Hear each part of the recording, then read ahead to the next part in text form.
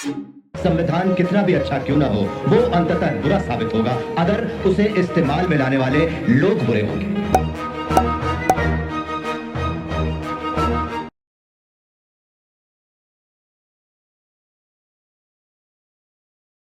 नमस्कार। Voice of मानवता के प्लेटफॉर्म पर हमारे सभी मेहमानों का बहुत बहुत स्वागत है।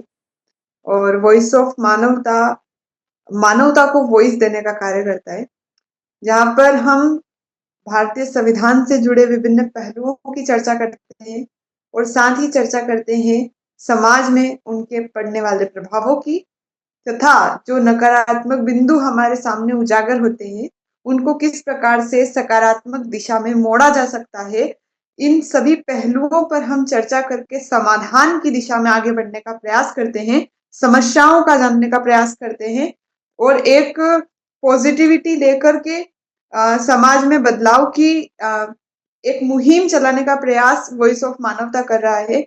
और इसके लिए ये जो प्रोग्राम हम चला रहे हैं, जो कि अपने अंतिम क्षणों की ओर आगे बढ़ता जा रहा है, और हमने संविधान के पूरे जितने भी प्रावधान थे उनका बहुत गहनता से अध्ययन किया है और आगे करते करते रहेंगे जब तक हम संविधान की पूरी चर्चा को समाप्त नहीं कर लेते।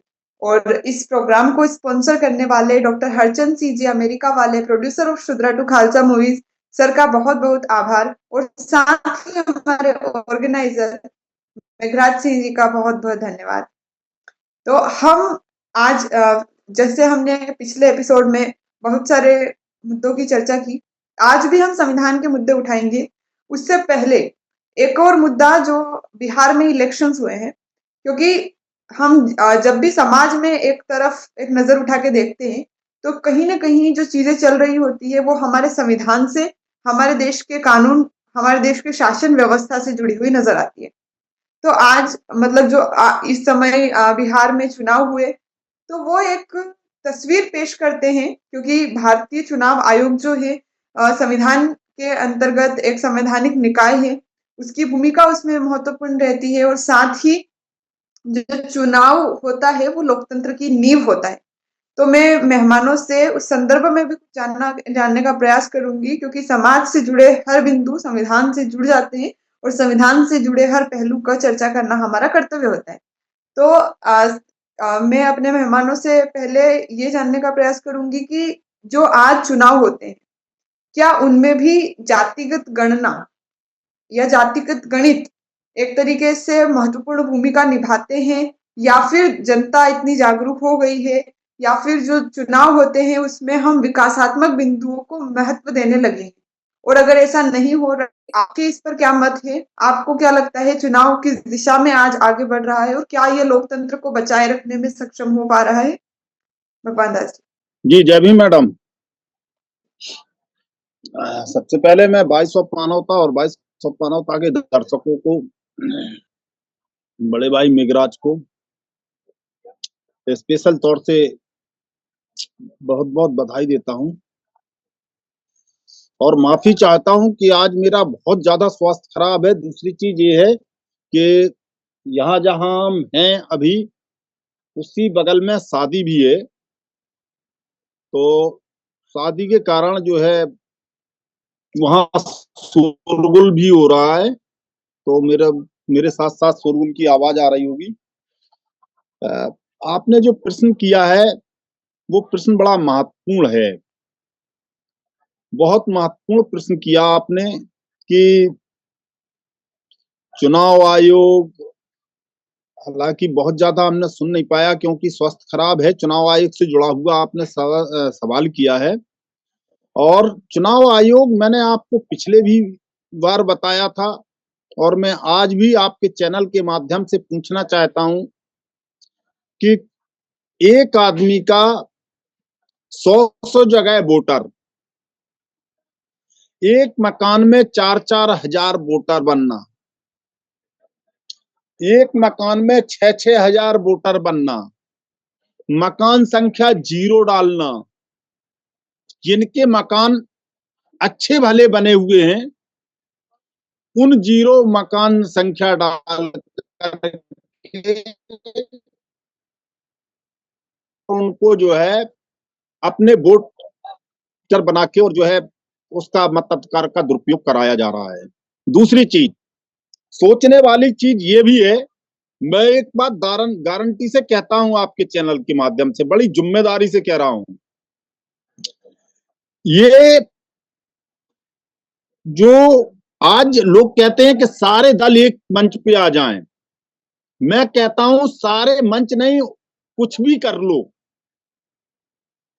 लेकिन ये बेईमान आयोग जो है, चुना आयोग जो है, इसके आगे किसी की चलने वाली नहीं है, क्योंकि यहाँ जनता के वोटों से सरकार नहीं चुनी जा रही है, जनता के वोटों से जनप्रतिनिधि नहीं चुने जा रहे हैं, बल्कि ईवीएम के माध्यम से, और ईवीएम में खेला अलग प्रकार का है, उसको समझने की आवश्यकता है।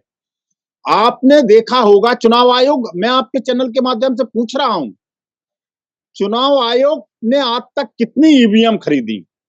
मुझे गोपनीय सूत्रों द्वारा पता लगा था, आज से लगभग 7-8 साल पहले, कि 19,78,000, पता नहीं 78 है कि 87,000 हैं, ईवीएम चोरी का मामला है।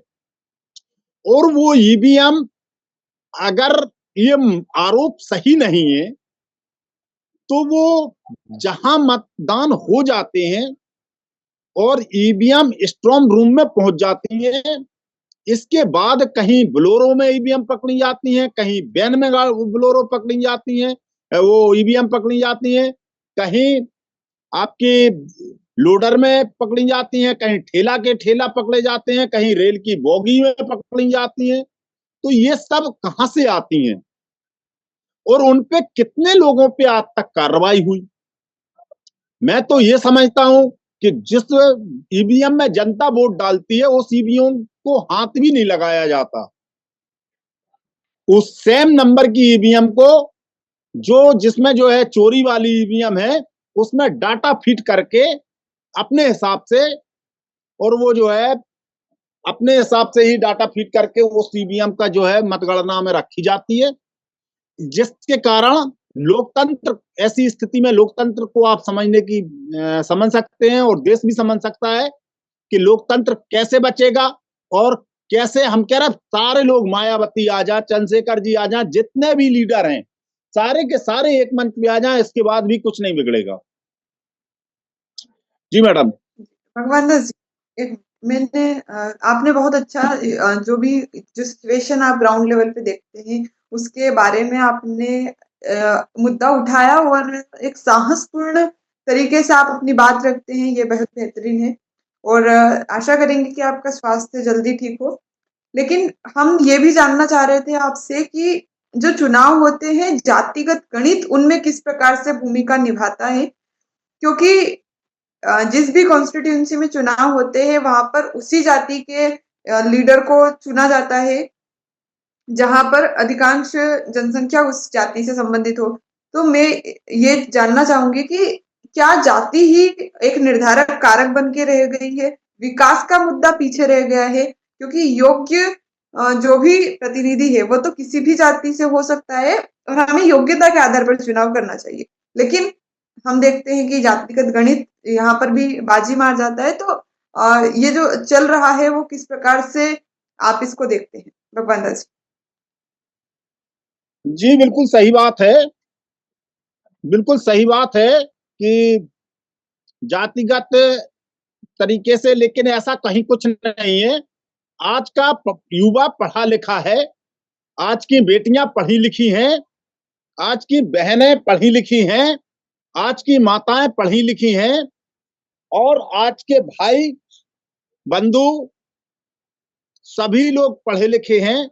उनको पता है, आप समझ सकते हैं इस चीज को, कि जाति को देख करके वोटिंग अगर की जा रही होती, तो आपने देखा होगा कि डिप्टी सीएम की गाड़ी पे गोबर फेंका गया, चप्पलें मारी गई, भाजपा के प्रत्याशियों को जूतों से पीट पीट करके खदेड़ा गया, और इसके बाद वही कैंडिडेट जीत जाते हैं।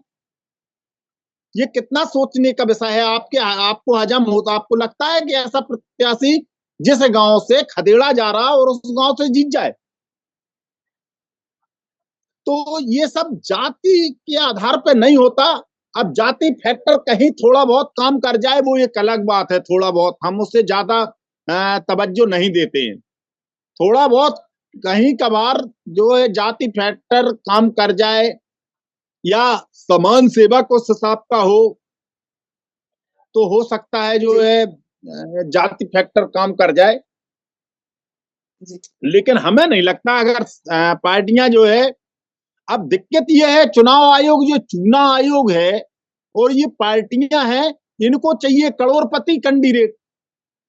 जी जी समान सेवकों को तो ये भी नहीं पूछते, समान सेवकों को मैदान में ये भी नहीं उतारते, क्योंकि जो समाज से 25-25 33 साल से जो समाज के बीच में शोषित वंचित समाज के बीच में उनकी लाठी डंडा खा करके उनके हक अधिकारों की लड़ाई लड़ रहे हैं और 28-28 दिन के एक आदमी सैकड़ों आंदोलन कर चुके हो, ऐसे कैंडिडेटों को तो वो भी नहीं पूछते।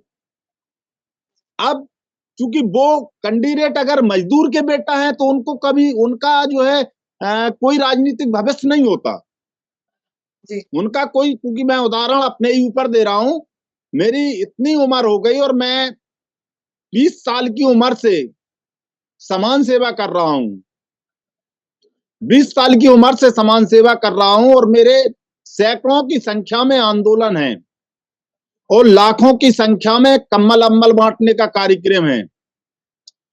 और जितने लोगों की जहां भी जो भी समस्याएं आती हैं तो मेरे ख्याल से मंत्री विधायकों ने जो नहीं कर पाया हो वो हमने करवा के दिखाया।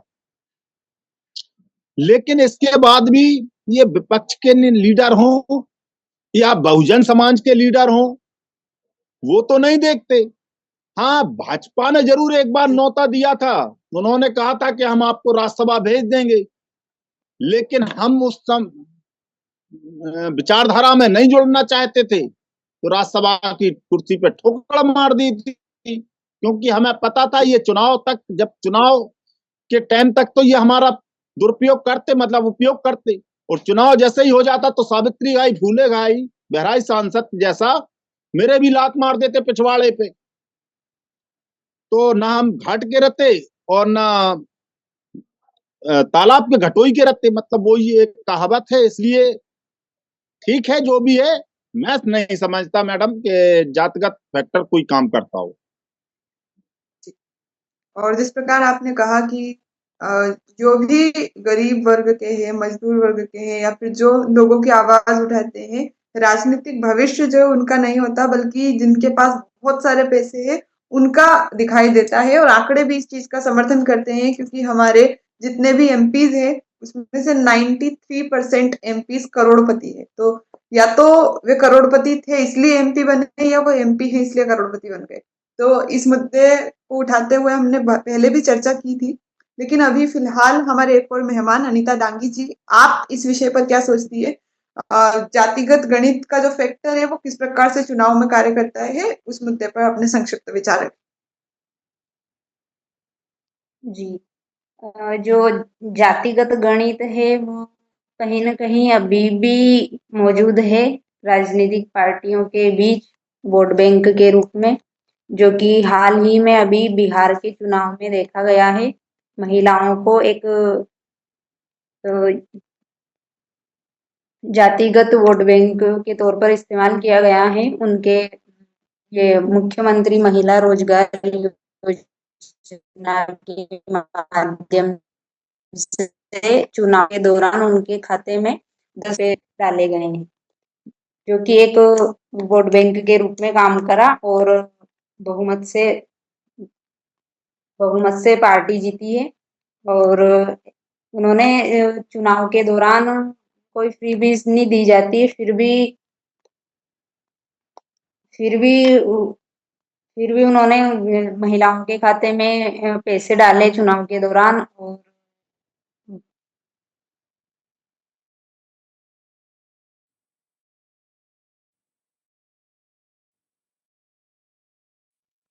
और क्वेश्चन जो मैं मतलब ये कहना चाहूंगी कि जातिगत गणित जो है वो आज भी विद्यमान है। जैसे कि हर स्टेट में ये महिलाओं को एक मतलब पूरा महिला समुदाय को वोट बैंक के रूप में इस्तेमाल करने का प्रयास किया जा रहा है। जैसे कि बिहार का एग्जाम्पल है और एक एमपी का भी ले सकते हैं। ये जो लाडली बहना योजना के माध्यम से ये योजनाएं जब चुनाव आता है तो योजनाएं निकालते हैं और ये महिला वर्ग को वोट बैंक के रूप में इस्तेमाल करते हैं और ना चुनाव जीत जाते हैं। उसके बाद में फिर वो अपनी जो जिम्मेदारी है उससे मुखरते हुए नजर आते हैं। और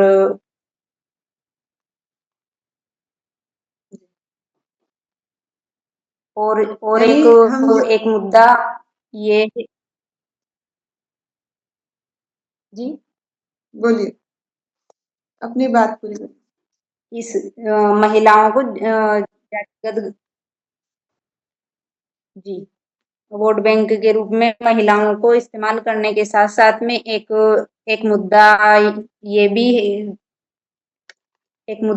है कि जो भगवान दास जी ने अभी बताया है, ये चुनाव आयोग का जो चुनाव आयोग है वो अपनी जिम्मेदारी को एक फेयर तरीके से नहीं निभाता है और चुनाव प्रक्रिया को सही तरीके से नहीं करा पाता है। ईवीएम में घोटाले और जो वीवीपैट ईवीएम है इनमें घोटाले हो जाते हैं, इसकी वजह से भी पार्टी जीत जाती है।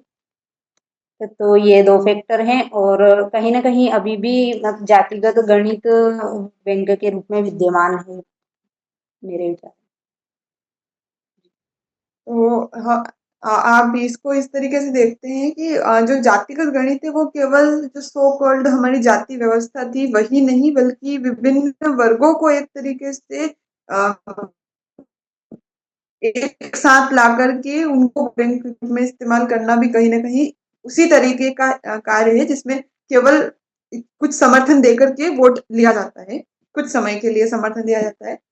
तो अब हम थोड़ा सा दूसरे मुद्दे पर आते हैं जिसके बारे में हमने बहुत चर्चा भी की है और मैं उस पर ज्यादा समय नहीं लेते हुए केवल संक्षिप्त बिंदु ही आपसे चाहूंगी। जो हम बात करते हैं बेसिक स्ट्रक्चर डॉक्ट्रिन की, जो कि केशवानंद भारती मामले के बाद आई, जिसमें संविधान की जो मूलभूत संरचना है उसमें कोई परिवर्तन नहीं हो सकता है, लेकिन उसके अलावा संसद को पावर है कि वो संविधान में संशोधन कर सकते हैं। लेकिन सीधा सा सवाल मेरा आपसे ये है, जिसका संक्षिप्त उत्तर अपेक्षित है, कि जब जो हमारी सुप्रीम कोर्ट है, हमारी न्यायपालिका, उन्होंने बेसिक स्ट्रक्चर डॉक्ट्रिन को परिभाषित नहीं किया है कि इसके अंतर्गत कौन कौन से फैक्टर्स आएंगे, तो इस अवस्था में उसका कितना महत्व है, मतलब या फिर उसका महत्व उसको परिभाषित न करने की वजह से बढ़ गया है। मैं बस केवल आपका मत इस पर चाहूंगी, तो संक्षिप्त में दोनों मेहमानों से आशा रहेगी कि वो अपना मत इस पक्ष में बताएं। भगवान दास जी, आप क्या सोचते हैं इस पर?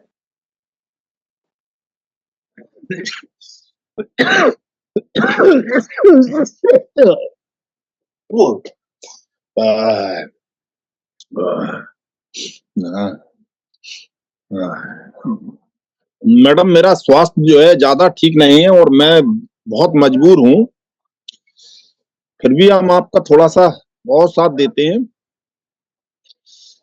तो बात यह है, क्वेश्चन क्या था आपका? सर, जो बेसिक स्ट्रक्चर डॉक्ट्रिन है उसको संविधान हमारी न्यायपालिका ने पूर्ण तरीके से परिभाषित नहीं किया है, लेकिन फिर भी वह लागू तो की गई है, तो उसका क्या महत्व है, उसमें आपका क्या मतलब? देखिए, बात यह है कि जो उस समय संविधान निर्माताओं की समिति थी, टीम थी, जिस टीम में अगर काम करने वाला कोई व्यक्ति था, संविधान लिखने वाला कोई व्यक्ति था, वो थे बाबा साहब डॉक्टर भीमराव अंबेडकर। बाकी लोगों ने, कोई छुट्टी पे चला गया था, कोई दिल्ली से बाहर था, कोई किसी का स्वास्थ्य खराब था, मतलब इस तरीके से सारे लोग जो है उससे बाहर थे। और उस समय बाबा साहब ये जानते थे कि जिस लड़के को स्कूल की दीवार के अंदर बैठ करके शिक्षा देने का अधिकार नहीं था, जिस व्यक्ति को कुआं का पानी पीने का अधिकार नहीं था, घड़े का पानी पीने का अधिकार नहीं था, नाली और तालाब का पानी पीना पड़ता था, तो उस व्यक्ति को ने जो संविधान लिखा वो बहुत ही सोच समझ के संविधान लिखा। और संविधान एक हमारे शोषित वंचित समाज को, दलित या जो भी आरक्षित वर्ग है, आरक्षित वर्ग को एक सम्मान के रूप में संविधान दिया। और उसमें ऐसी चीजें लिख दी कर दी हैं, ऐसी चीज कर दी है कि वो जो है किसी भी कीमत पर जो संविधान का मूल ढांचा है, जो संविधान के जो मूल तत्व हैं, वो कभी परिवर्तित नहीं किए जा सकते हैं। बाकी संशोधन है तो संशोधन होते रहते हैं, वो अलग का विषय है, अलग चीजों का संशोधन होता है, लेकिन मूल तत्वों का संशोधन ना हुआ है और ना होगा। उसमें सीजीआई से लेके सारे लोग, मतलब एक तरह से पूरे देश की, जब तक 90% जनप्रतिनिधि तैयार ना हो जाए, मुझे लगता तब तक नहीं हो सकता है।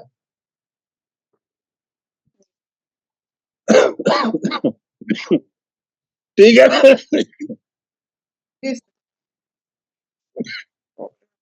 अनीता जी, आप भी मुझे लगता है प्रश्न को दोबारा बोलने की जरूरत नहीं है, आप संक्षिप्त में अपना मत। जी, जो बेसिक स्ट्रक्चर डॉक्ट्रिन है, उसको मूल संविधान में नहीं बताया गया था। ये जो सिद्धांत है बेसिक स्ट्रक्चर का, ये न्यायपालिका ने अपने निर्णयों के माध्यम से परिभाषित किया है, केशवानंद भारती केस के माध्यम से 1973 का। तो उसमें न्यायपालिका ने बेसिक स्ट्रक्चर डॉक्ट्रिन तो दिया, लेकिन उसको स्पष्ट तरीके से परिभाषित नहीं किया है। इसके चलते संसद की शक्ति और न्यायिक शक्ति के बीच में संघर्ष का मुद्दा उठता है, और संसद की विधायी शक्तियों को सीमित करता है ये बेसिक स्ट्रक्चर डॉक्ट्रिन, अस्पष्टता होने के कारण। और जब संसद राज्य सूची के विषयों पर कानून बनाती है, तो संघात्मकता का ढांचा, जो संघात्मकता के मुद्दे पर प्रश्न उठता है कि संघात्मक ढांचा जो है बेसिक स्ट्रक्चर के अंतर्गत आता है। तो इसमें अस्पष्टता होने के कारण केंद्र राज्य संबंधों में भी संघर्ष की स्थिति होती है, और न्यायपालिका का प्रभुत्व झलकता है। और न्यायपालिका को जो न्यायिक निर्माण शक्ति है उसकी स्पष्टता झलकती है। इसके चलते संसदीय जो विधायी शक्तियां हैं उस पर सीमाएं लगती है।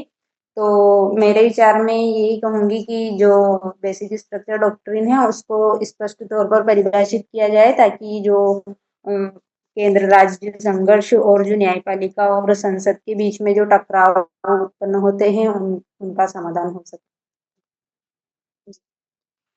तो अब हम थोड़ा सा स्विच करके आगे बढ़ते हैं, और हमारे संविधान का भाग 21 जो कि अस्थायी संक्रमणकालीन और विशेष उपबंधों से संबंधित, और यह इसलिए इस भाग को लाया गया ताकि स्वतंत्र भारत में जो नया शासन, भारतीय शासन आना था, उसमें सत्ता का जो संक्रमण है वह आसान हो सके। यानी कि ब्रिटिश राज के पास पहले सत्ता थी, लेकिन स्वतंत्र भारत में जब से संविधान लागू हुआ, जब से संविधान निर्माता जो भी थे और हमारे देश में जो सरकार बनी, विधायिका वगैरह, तो इनके पास पावर आएगी, तो ये ट्रांजिशन किस प्रकार से होगा, इसके लिए ये प्रावधान लाया गया।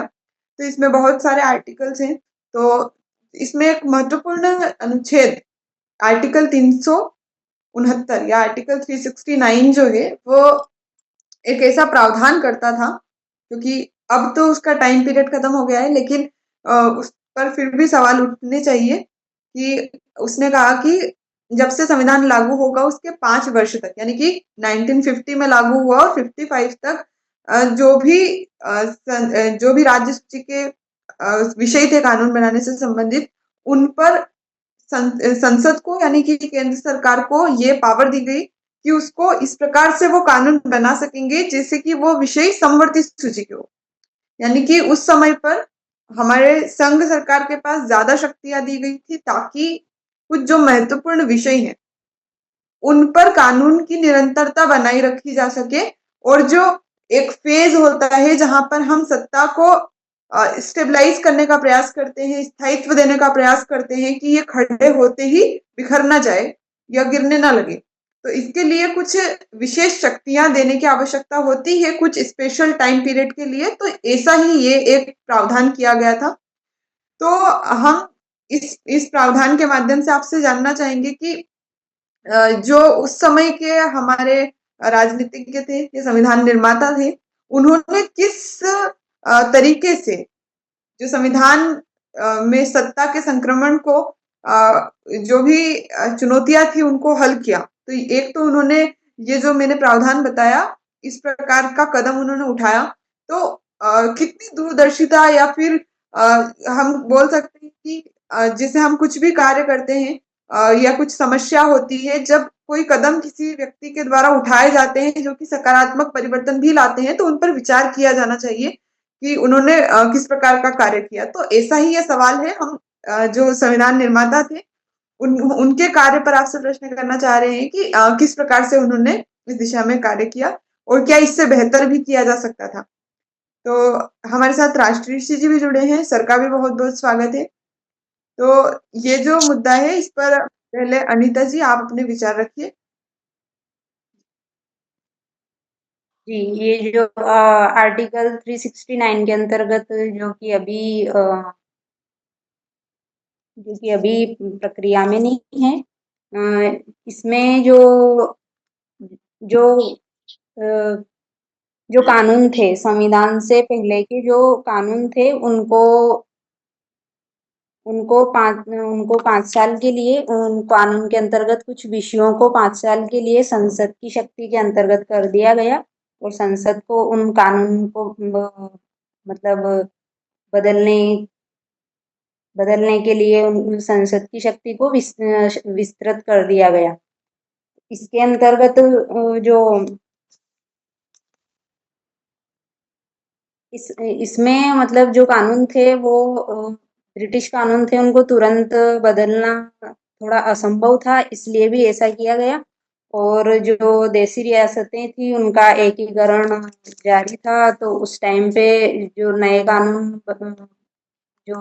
कानून बनाने की जो अस्थिरता थी उसकी वजह से संसद को ये शक्ति दी गई कि वो जो कानून है उनको निरंतरता में रखे।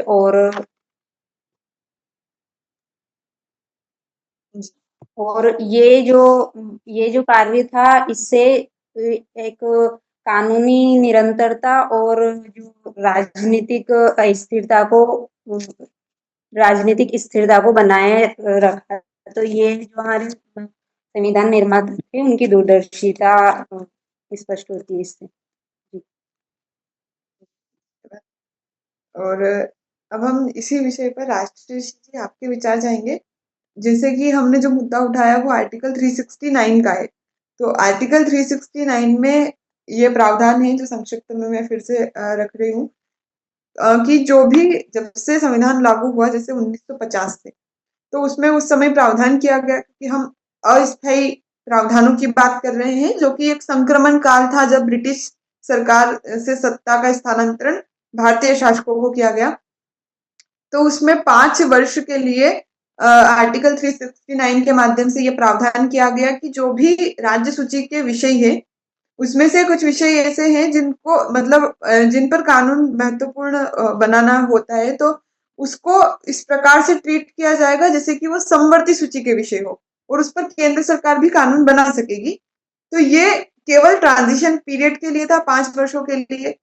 लेकिन एक तरीके से हम उनकी समझ को भी देख सकते हैं कि किस प्रकार से उन्होंने संविधान को लागू करने की शुरुआती दौर में किस प्रकार के कदम उठाए। तो इस बिंदु पे इस दृष्टिकोण से मैं आपकी समीक्षा उस पर चाहूंगी कि ये जो कदम था ये किस प्रकार से महत्वपूर्ण है।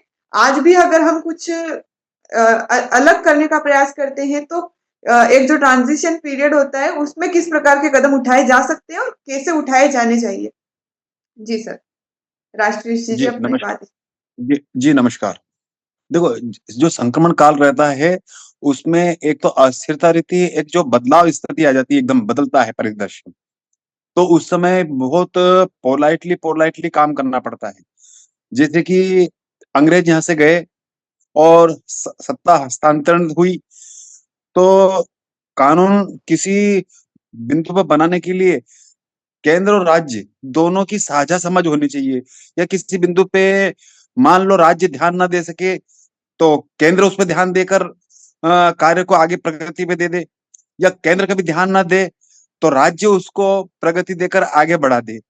तो इसलिए ऐसे विषयों पर समवर्ती सूची को ऐसी चीज लागू कर दिया गया। और संक्रमण काल ही नहीं, लगभग सभी समय पर ये जो समवर्ती सूची का होना ज्यादा फायदेमंद होता है उन विषयों पे जो विषय दोनों की साझी समझ या साझा फायदे के लिए हो। जैसे कि अपन कुछ ऐसे मुद्दे देख लें, जैसे शिक्षा की बात करें या स्वास्थ्य की बात करें, ये बड़े मुद्दे भी हैं। लेकिन ये मैं दूसरे उदाहरण से इस बात को स्पष्ट कर रहा हूं कि ये समवर्ती सूची में हो, राज्य की सूची में हो या केंद्र की जवाबदारी में हो, ठीक है ना। तो ये ऐसे मुद्दे हैं जो केंद्र की भी जवाबदारी में है, शिक्षा का मुद्दा, और राज्य की भी जवाबदारी में है। तो ऐसे जो मुद्दे हो जो दोनों की जवाबदेही में हो, तो उनको समवर्ती सूची में इस प्रकार के बिंदु, ताकि दोनों उसको प्रोन्नत करके आगे से आगे बढ़ा दे और उन समाधानों को अच्छा से अच्छा रूप में समाधान कर सके और देश को प्रगति की राह में आगे बढ़ा सके। तो ये समवर्ती जो सूची का विषय है देश के लिए तब भी प्रासंगिक था और अब भी, और आगे भी रहेगा। हाँ, इसके विषय कुछ बदलते रहेंगे। जहां ये स्पष्ट हो जाए कि ये विषय केंद्र का होगा या राज्य का होगा, तो वो उस समवर्ती सूची से छलांग लगाकर केंद्र की सूची में चला जाएगा या राज्य की सूची में चला जाएगा। जैसे कि सड़क लाइन की बात करते हैं, सड़क राज्य की सूची में है, लेकिन परिवहन में जब रेल एक बड़ा मुद्दा आ गया तो वो केंद्र की सूची में चला गया। लेकिन कुछ चीज ऐसी है जहां स्पष्ट न हो कि यह दोनों काम कर सकते हैं, वो समवर्ती सूची में रहे। तो इससे देश को प्रगति भी मिलेगी, राहत भी मिलेगी और सबके हित में भी होगा। जी जी सर, धन्यवाद। और भगवान दास जी, अगर आपका स्वास्थ्य ठीक हो और अगर आप इस मुद्दे पर अपने विचार रखना चाहें तो आप भी बोल सकते हैं, अन्यथा अगर स्वास्थ्य आपको इजाजत ना दे तो आप वो भी बता सकते हैं। जी सर, हमने जैसे एक मुद्दे पर बात की अभी आर्टिकल 369 पे, वह भी एक अस्थायी संक्रमणकालीन प्रावधान था। और एक और मुद्दा है आर्टिकल 372 का, वो भी उसी तरीके का है लेकिन थोड़ा सा अंतर उसमें है। वह भारतीय कानूनों को निरंतरता देने का प्रयास करता है, क्योंकि उसमें ये कहा गया कि ब्रिटिश काल के जो भी कानून थे वो तब तक ऐसे ही बने रहेंगे जब तक कि भारतीय संसद जो है उनमें परिवर्तन ना कर दे या उनको हटा ना दे। तो एक तरीके से ये कानून इसलिए लाया गया और ऐसा हुआ भी कि एक लीगल वैक्यूम क्रिएट ना हो जाए। मतलब कि जैसे संविधान अगर लागू हुआ और जो भी ब्रिटिश के कानून थे वो अगर हमने एकदम से उनको हटा दिया तो एक तरीके से कानून व्यवस्था ठप हो जाएगी, न्यायपालिका की जो व्यवस्था है वो ठप हो जाएगी, क्योंकि बहुत सारे कानून अलग से बने हुए हैं जिसके द्वारा जैसे पुलिस कार्य करती है और बहुत सारे मुद्दे हैं, ये इसके लिए लागू किया गया था। लेकिन मेरा मूल प्रश्न आपसे ये है कि क्या ये एक तरीके से उस टाइम पे लीगल वैक्यूम को बचाने के लिए, यानी कि एक टाइम दिया गया था संसद को कि वह पूरे तरीके से भारतीय व्यवस्था का जायजा ले सके और अपने अनुकूल कानूनों का निर्माण कर सके। लेकिन हुआ ये कि जो कानून थे वो दशकों तक ऐसे बने रहे और हम अब जाके देखते हैं कि जो जैसे कि हमने देखा कि भारतीय न्याय संहिता और बीएनएसएस, मतलब इस तरीके के कानून अब जाके परिवर्तित हो रहे हैं।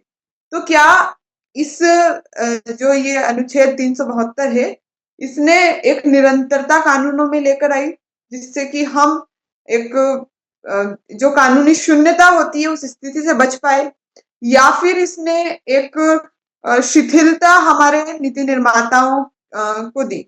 क्योंकि जब हमारे पास कुछ ऑप्शंस होते हैं कि काम चल रहा है तो चलने दिया जाए, तो फिर वो जो उनका मूल कार्य है वो करने से बचते हैं। तो ये दो तरीके के मुद्दे उठते हैं। आप इस विषय को किस प्रकार से देखते हैं? पहले अनीता जी, आप अपनी बात को इस मुद्दे पर रखें। जी, जो ये 372 का जो प्रावधान है, जो कॉन्स्टिट्यूशन से पहले के जो ब्रिटिश कानून है उनको उनकी निरंतरता बनाए रखना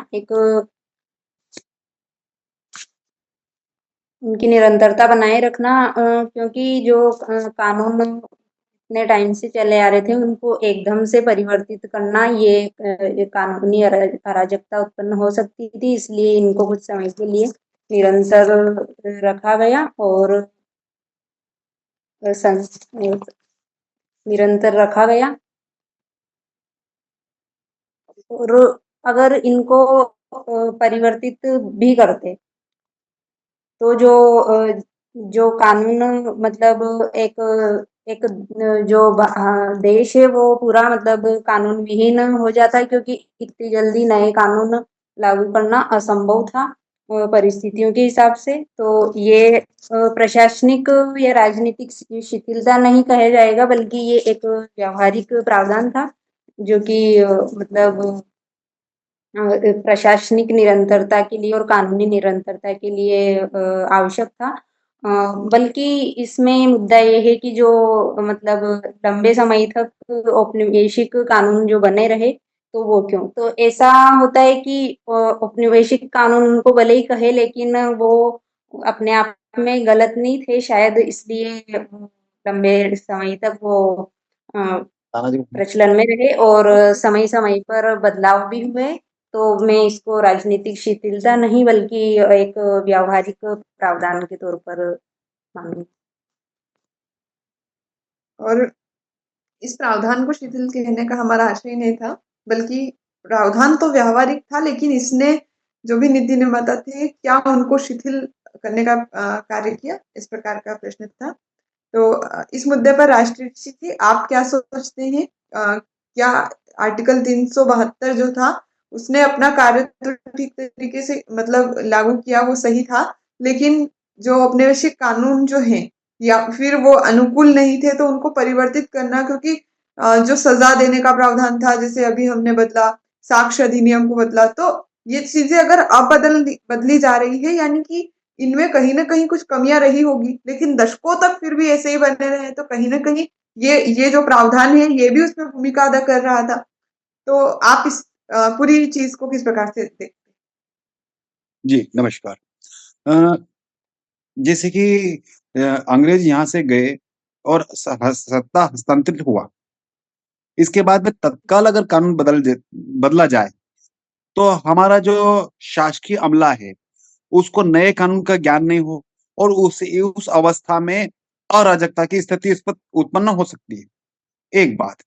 दूसरी बात है कि लोगों की मान्यता में भी जड़त्व रहता है, कि जड़त्व यानी वो स्थायी तो रहता है कि ये कानून है, एकदम नए कानून को स्वीकृत करना ज्यादा कठिन होता है, क्योंकि उस समय संक्रमण काल चल रहा है। एक अंग्रेज जा रहे हैं, मतलब एक सत्ता जा रही है, दूसरी सत्ता आ रही है। अब जो उस समय रचे पचे लोग हैं वो एकदम नए ज्ञान को अर्जित कर ले, ये ज्यादा कठिन है। कहते हैं ना कि मैं एक उदाहरण देता हूँ कि यदि आप मार्केट में जाते हैं, हम ऐसा ब्रांड खरीदना जिसका नाम हमको उच्चारण करना नहीं आता या उसका उच्चारण हम सही नहीं कर सकते हैं, तो इससे अच्छा हम घटिया ब्रांड लेना पसंद करेंगे, बशर्ते कि हम अपनी शर्मिंदगी से बचने के लिए। ठीक है, तो इसलिए उस अफरा तफरी में हमारे द्वारा ये संभव नहीं है रहा कि हम कानून को आमूलचूल परिवर्तन कर ले, एक बात। दूसरी बात है कि हमारा देश संप्रभुत्व संपन्न लोकतंत्रात्मक गणराज्य है। ठीक है, हमारे देश पे किसी दूसरे देश का कोई आधिपत्य नहीं है, इसलिए कानून बदलना हमारे लिए महत्वपूर्ण भी है, अपनी भाषा में हो और अपने तरीके से हो, चाहे उससे हमने लिया हो, हर देश के कानून से हम अच्छी-अच्छी चीज़ लें, लेकिन उसका गौरवान्वित होने का हक हमारा हो।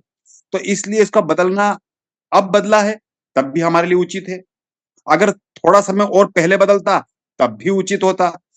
लेकिन ये हमारी जो सरकार है, संसद है, उसकी संप्रभुत्व के द्वारा जो बदलने का हमारे संविधान ने जो स्थान रखा, वो बिल्कुल सोच समझ के और बहुत उचित तरीके से रखा है। तो कोई भी संप्रभुत्व राज्य है, कोई संप्रभुत्व देश है, तो उसको अपना देश का कानून बनाने का, चाहे दूसरी भाषा में और अच्छी अभिव्यक्ति हो या दूसरे के कानून की अच्छी अभिव्यक्ति हो, लेकिन उससे जितनी अच्छाई संभव है, वो लेकर अपना कानून होना देश के गौरव की बात है। जी। और अगर भगवान दास जी आप भी कुछ अपनी बात इस विषय पर रखना चाहें तो आप रख सकते हैं, और पूरे एपिसोड में जब भी हम अगले जो भी जिस मुद्दे पर चर्चा करेंगे, आप अगर सक्षम हो बताने में और बताना चाहें तो आप अपनी बातों को ज़रूर इस विषय पर रख पाएँगे। तो अभी हमने जो संक्रमण काल से संबंधित मुद्दे थे उनको देखा। तो इसी बीच आर्टिकल 370 की चर्चा भी होनी चाहिए, क्योंकि ये भी प्रावधान यहीं से उठता है। लेकिन जैसे ही हम आर्टिकल 370 सुनते हैं, हमें जम्मू कश्मीर दिखाई देता है, क्योंकि जम्मू कश्मीर से संबंधित ही ये मुद्दा है। लेकिन क्यों भारत के इतिहास में, और न केवल इतिहास बल्कि आज तक भी आर्टिकल 370 और जम्मू कश्मीर का जो मुद्दा है वो विवाद का विषय बना रहा है? तो इसके पीछे क्या कारण है कि क्यों वो विवादित क्षेत्र है? क्या इसका कारण केवल इतना भर है कि वो भारत और पाकिस्तान की सीमा पर मौजूद है, या फिर ऐतिहासिक कारण, जिस प्रकार से इतिहास में जो जम्मू कश्मीर रियासत हुआ करती थी उसको भारत में सम्मिलित किया गया, या फिर कुछ अन्य कारण है? और आप इस विषय को किस प्रकार से देखते हैं? क्योंकि जहाँ पर बॉर्डर का मुद्दा आता है तो राजस्थान की बॉर्डर भी लगी हुई है, मतलब बहुत सारे स्टेट हैं जिनकी बॉर्डर अलग-अलग देशों के साथ भी लगी हुई है। तो अगर यही मुद्दा होता तो केवल जम्मू कश्मीर का जो मुद्दा है वो इस तरह से आतंकवाद से प्रभावित रहता है, तो बहुत सारे मुद्दे हैं। तो क्यों इस प्रकार की समस्या बनी हुई है? क्यों विवाद है? और क्यों वहाँ पर इतना अशांति भी बनी हुई दिखाई देती है, जबकि वह जो क्षेत्र है वो बहुत शांतिपूर्ण भी हो सकता था। उन संबंध में विचार लूंगी। राष्ट्रऋषि जी, आप इस विषय पर पहले अपने विचार रखें। देश को आगे बढ़ाने के लिए सरकार की, केंद्र सरकार की एक महती जिम्मेदारी है कि जैसी उनकी भौगोलिक स्थिति है, जैसा वहाँ का संसाधन है, उसका संपूर्ण दोहन हो और वहाँ की जनता को और जनता के साथ-साथ पूरे देश को लाभ मिले। तो भौगोलिक स्थिति के परिवर्तन के साथ-साथ उनको विशेषाधिकार दिए जाना कभी उचित भी होता है, और वहाँ से जो लाभ प्राप्त होता है वो पूरे देश में वितरित करना केंद्र की जिम्मेदारी होती है। या कभी किसी देश की भौगोलिक स्थिति, किसी राज्य की भौगोलिक स्थिति कमजोर है, तो अन्य राज्यों से राजस्व जो वसूला है, उसके माध्यम से उस राज्य को पोषण करना भी केंद्र की जिम्मेदारी होती है। तो इसलिए किन्हीं राज्यों को विशेष अधिकार दिए जाते हैं, ताकि वो राज्य भी आगे बढ़ जाए। इसी श्रृंखला में जम्मू कश्मीर को भी विशेष अधिकार मिला था, जिसे धारा 370 के नाम से हम जानते हैं। तो ये उस राज्य को आगे बढ़ाना, ताकि वहाँ की भौगोलिक स्थिति का लाभ पूरे देश को भी मिल सके, और वहाँ की जो भव्यता, सुंदरता, उसका लाभ देश और दुनिया को मिल सके, और वहाँ की जनता अन्य जगह पलायन ना हो, क्योंकि उसकी खूबसूरती या वहाँ के जो संभावित पर्यटन के जो अवसर हैं, उसके कारण पूरे देश के वहाँ की जमीनों को खरीद कर वहाँ की जनता का शोषण न कर दे। ये जो भी अनेक मुद्दे हो सकते हैं, तो इस प्रकार से उनको विशेष अधिकार दिए गए। तो यहाँ तो कोई खतरा नहीं, लेकिन वहाँ की जो तात्कालिक जो परिस्थितियां बनी हैं, जिसमें एक महत्वपूर्ण है आतंकवाद, उसके कारण धारा 370 प्रचारित हुआ। उसके कारण उनको हटाना पूरे देश का एक तरह से एक रश बन गया था। एक तरह से वो हाईलाइट उस ढंग से हुआ, या उसके पास में पाकिस्तान का होना, पाकिस्तान का जम्मू कश्मीर को ज्यादा प्रश्रय देना गलत मुद्दों पे, खास करके आतंकवाद के ऊपर।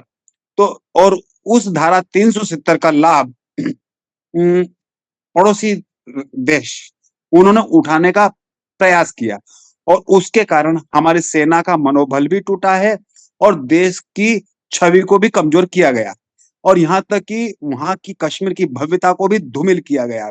यहाँ तक कि कश्मीर में पर्यटन पर्यटन न रहा, एक तरह से हमारे लिए एक नासूर बन गया। तो इन विभिन्न कारणों से धारा 370 बार बार लाइट में आने लगी। जैसे कि किसी को बीमारी होती है, जैसे कि कोई बड़ी खतरनाक बीमारी है, तो अपन कह देते हैं कि इससे कोई काम नहीं करना क्योंकि ये बीमार है, तो ये जैसे तैसे खुश रहे और आगे बढ़े। लेकिन वो बीमारी का लाभ लेकर नाजायज चीज को खाए और अनावश्यक दूसरे के काम में दखल दे, तब फिर हमको लगता है कि ये इसको विशेष अधिकार मिला है, वो इसका स्वास्थ्य भी खराब कर रहा है और अन्य को भी प्रभावित कर रहा है। तो इन विभिन्न कारणों से हमको बार बार धारा 370 और भी राज्यों में लगी हुई है धारा 370, तो वहां हमारा ध्यान नहीं गया, ध्यान केवल जम्मू कश्मीर में ही गया था।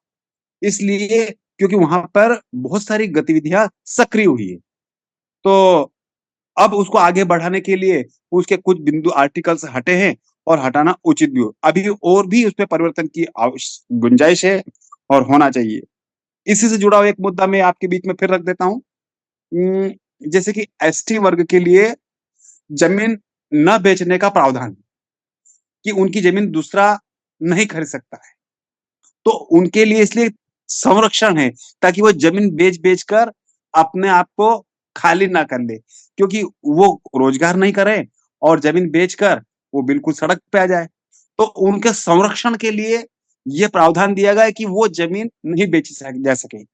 लेकिन इसका कोई ये कह दे कि यार उनसे उनसे जमीन नहीं बिक रही है, इसलिए वो अपनी माली हालत को सुधार नहीं सक रहे, लेकिन उनका संरक्षण के लिए वो धारा 3 एसटी के लिए प्रावधान बनाए। इसी प्रकार से जम्मू कश्मीर के लिए भी संरक्षण के लिए या उसकी खूबसूरती को और बेहतर करने के लिए धारा 370 शायद उस समय रखी है, उस समय जो भी तात्कालिक परिस्थिति रही है तो उस प्रकार से रही है, और जब देश काल परिस्थिति बदलती है तब सारी चीज बदलती है और बदलती रहेगी।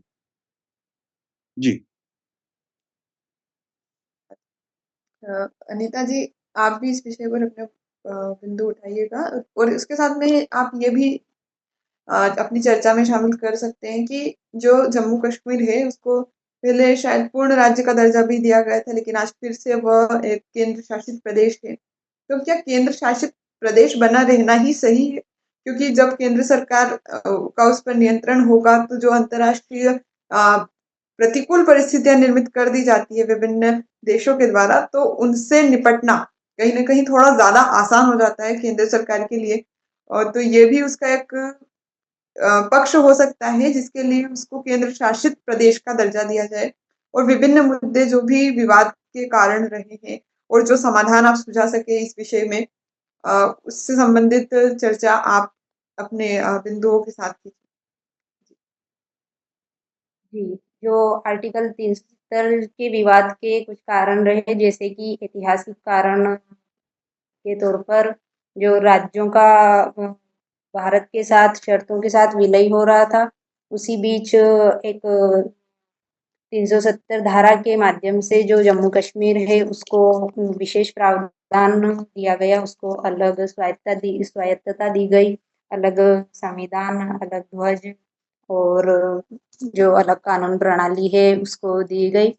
और राजनीतिक कारणों में जो है वो है कि उसको जो अलगाववादी राजनीतिक धारणा है उसको वैधता मिली और जो केंद्र राज्य टकराव थे वो बढ़े।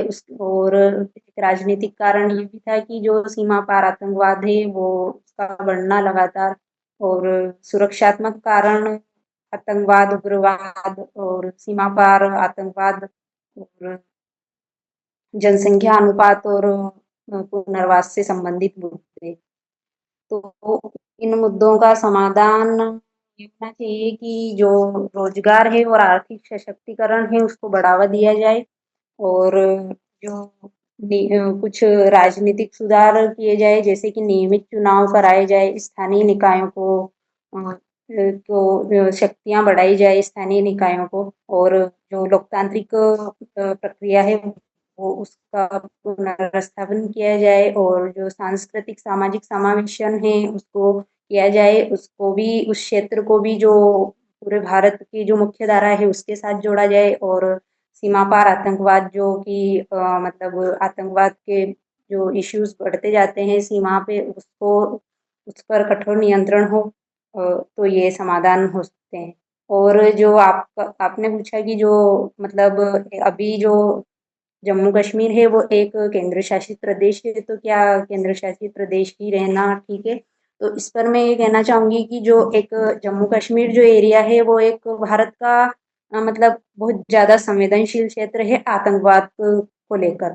आतंकवाद, सीमा पार आतंकवाद, उग्रवाद, और जो जो जनसंख्या अनुपात, और जो मतलब ये राजनीतिक पुनर्वास को लेकर बहुत ही ज्यादा संवेदनशील क्षेत्र है। इसके चलते इसको राज्य से वापस एक केंद्र शासित प्रदेश का दर्जा दिया गया। तो ये मतलब होना चाहिए, लेकिन ऐसा केंद्र शासित प्रदेश होना चाहिए। इससे जो भी मतलब समस्याएं हैं जो उस संवेदनशील क्षेत्र में, उस पर केंद्र का जो ध्यान है वो मतलब जाए, और वहां पे कुछ सुधार किए जाए।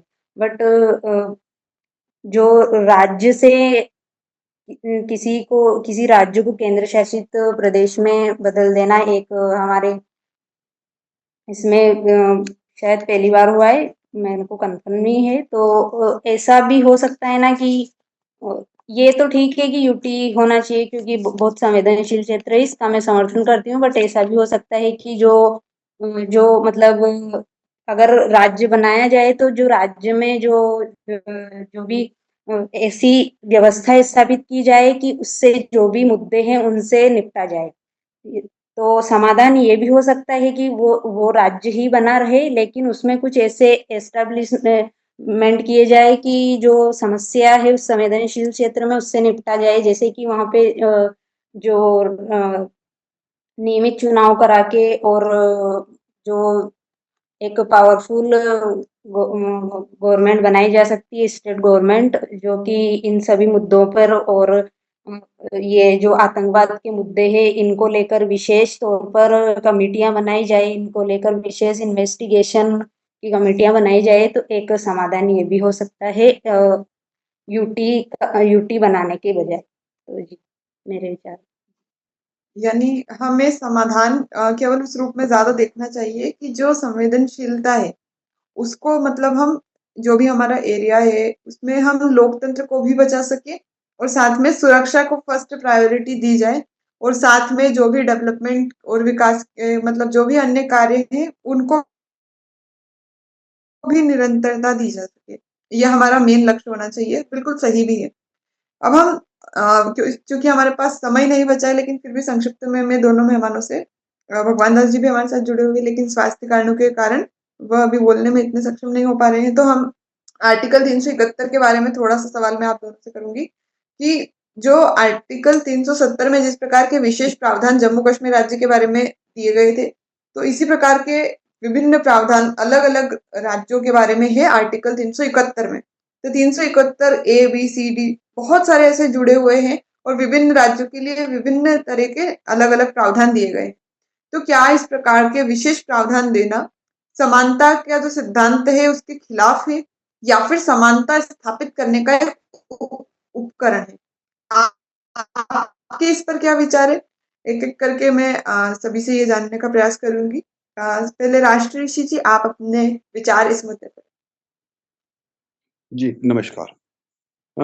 ये जो आर्टिकल 371 370 एबीसी जो अलग अलग राज्यों को अलग अलग विशेष दर्जे दिए जाते हैं, ये विशेष अधिकार पक्षपात नहीं है, ये विशेष अधिकार एक उपचार है।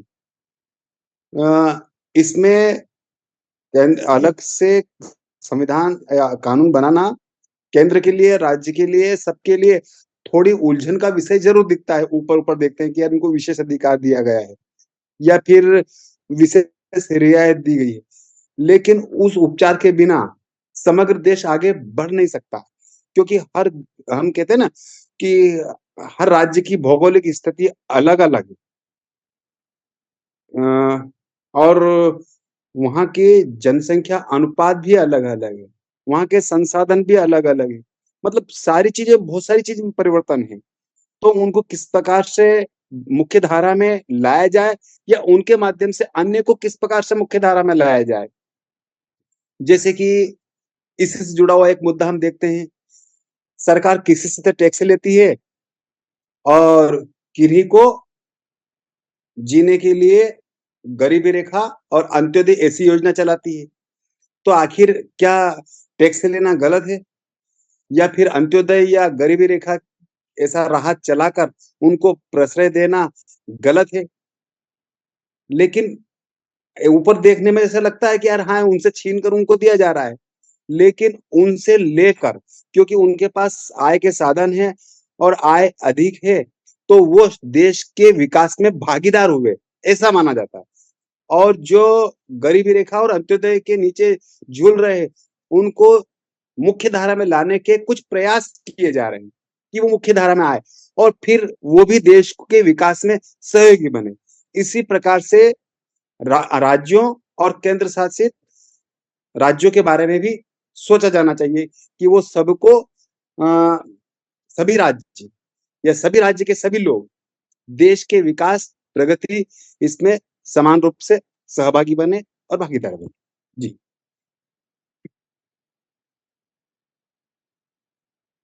यानी कहते भी है कि समानता का अर्थ होता है समान हालत में समान व्यवहार। लेकिन जब विभिन्न राज्यों के हालत ही समान नहीं है तो समान व्यवहार एक तरीके से असमानता हो जाएगी। तो अनीता जी, आप भी अपने विचार इस विषय पर रखें। जी जी, इस विषय पर जो आर्टिकल 371 है, जिसके तहत अलग-अलग राज्यों को विशेष प्रावधान दिए गए हैं, जो कि इसको असमानता नहीं कहा जाएगा, क्योंकि समानता का अर्थ ये है कि समान समान परिणाम हो, ना कि समान नियम और समान कानून। समानता का अर्थ ये है, जो कि इसको न्यायपालिका ने एनएम थॉमस केस 1976 में स्पष्ट किया है। तो ये बिल्कुल सही है कि जो समानता का अर्थ है वो ये नहीं होना चाहिए कि मतलब समान कानून और नियम हो, बल्कि ये हो कि समान परिणाम हो। तो जो ये विशेष प्रावधान जो दिए गए हैं, इनका मतलब ये प्रावधान जो है, ये असमानता को मिटाने के लिए एक अस्थायी सकारात्मक असमानता है ये, जो कि मतलब एक वेद है और संवैधानिक दृष्टि से, और जो मतलब भारत की भौगोलिक दृष्टि से एकदम सही है, जो कि मतलब भारत की इतनी मतलब बड़ी विविधता को ध्यान में रखकर और क्षेत्रीय विकास को और जनजातीय सुरक्षा, जनजातीय हितों की, जनजातीय परंपराओं की सुरक्षाओं को ध्यान में रखकर ये विशेष प्रावधान किए गए हैं, जो कि ये असमानता नहीं कहा जाएगा। ये संवैधानिक दृष्टि से वैध है और भौगोलिक दृष्टि से। तो आज बहुत अच्छे हमने विषयों पर चर्चा की और एक तरीके से नए दृष्टिकोण से हमने प्रावधानों को देखा, और भी प्रयास करेंगे आगे भी कि हम जितने भी हमारे बिंदु बचे हुए हैं, जो भी सामाजिक क्षेत्र को प्रभावित करने वाले कारक जो प्रावधान हमारे हैं, उनके विषय में हम आने वाले कुछ और एपिसोड्स हम इससे संबंधित करेंगे। तो उनमें हम विभिन्न इस प्रकार के मुद्दे उठाएंगे जो कि एक सार्थकता प्रदान करेंगे हमारी चर्चा को भी, तथा जो आज के समय में प्रासंगिक भी होंगे। तो आज के एपिसोड में जुड़ने वाले सभी मेहमान राष्ट्रीय जी, भगवान दास जी, अनीता दांगी जी, सभी का बहुत बहुत धन्यवाद। और साथ में भगवान दास जी, चाहे वो बोल नहीं पाए लेकिन अंत तक उन्होंने हमें सुना, सर का भी और बहुत धन्यवाद। और साथ में इस प्रोग्राम को स्पॉन्सर करने वाले डॉक्टर हंचन से जी, अमेरिका वाले, producer of Shudra to Khalsa movies sir का बहुत बहुत आभार, और साथ ही हमारे ऑर्गेनाइजर मेघराज सिंह जी का भी बहुत बहुत धन्यवाद। तो अगले एपिसोड में फिर से मिलते हैं, तब तक के लिए अपना ख्याल रखिए। वॉइस ऑफ मानवता की तरफ से Meghraj Singh has brought the solution to the problems of the whole world in the form of a book. Book number 1. What is the solutions to the serious disputes within families in the world? This book contains solutions to the problems of families all over the world and solutions to the problems of countries all over the world. Book number 2. How will human around the world lives freely from mental slavery? This book contains solutions to the problems in the minds of atheists, theists, and people all over the world. Book number 3. We will eradicate racism from the entire world. In this book, racism is spread all over the world. Racism has made life difficult for people of almost the world. This book contains the solution to end racism. Book number 4. How can mankind get ultimate happiness? Let's find out. In this book, people from all over the world can make their lives happy, and by solving the problems, ways have been explained in this book. Book number 5. How poor Meghraj Singh became the king of Satyayog. This book contains 30 parts of the story related to the life of Meghraj Singh, in which every word is full of truth. The people who read this book will never be disappointed in life and will never fail. After reading this book, all people will live life with self-respect and will be successful happily. Although there are many writers in the world, some write novels, some write poetry, some write common books, some write very big films. But Meghraj Singh has taken up the task of writing books, keeping in mind the problems of humans all over the world. Have done.